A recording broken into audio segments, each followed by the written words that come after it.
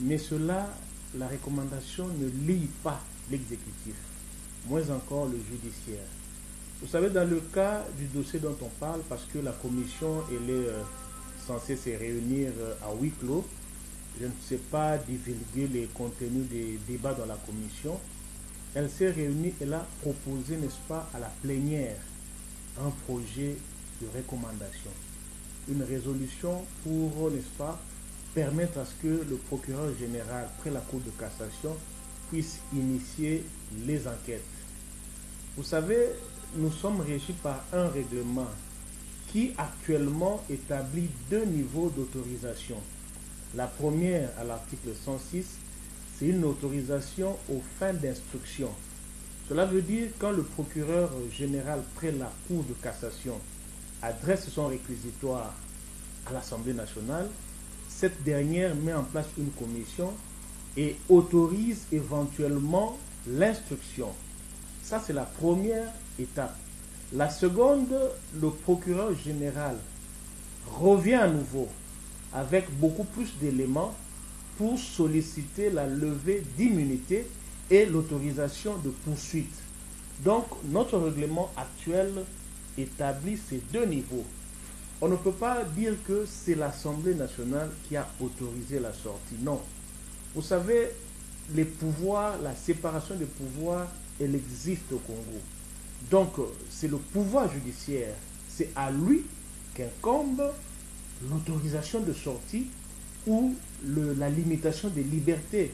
Nous, ce qu'on a dit à l'Assemblée, c'est qu'il y a eu des actes qui étaient posés avant même l'autorisation, notamment la restriction de la liberté. Vous savez, aujourd'hui, pour ne pas parler de l'IGF, c'est bien, on peut beau critiquer, mais la question que je me pose, celle-là, je me la pose en tant qu'avocat, praticien de droit, qui souvent va devant les cours et tribunaux pour prendre pour divers dossiers où sont impliqués notamment les entreprises de l'État, les entreprises publiques de l'État. Je vous dis, je me pose toujours la question, que seraient les finances de l'État congolais sans l'IGF? J'ai même envie de dire sans M. Alingueti, parce que l'IGF a toujours existé.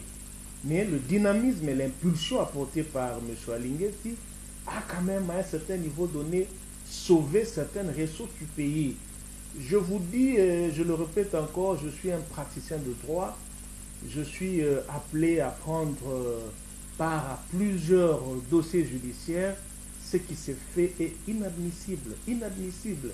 Mais avec aussi la présence de l'IGF, on peut la trouver un peu trop présente, excusez-moi de le dire ainsi, mais dans un environnement où il y a la jungle de prédation, si on aime le pays, on peut qu'à un moment donné essayer de pousser un peu plus le pion avec cette fameuse patrouille financière, avec ce régime d'autorisation, d'avis favorable ou d'avis préalable que l'IGF a posé pendant plusieurs mois au niveau des établissements publics.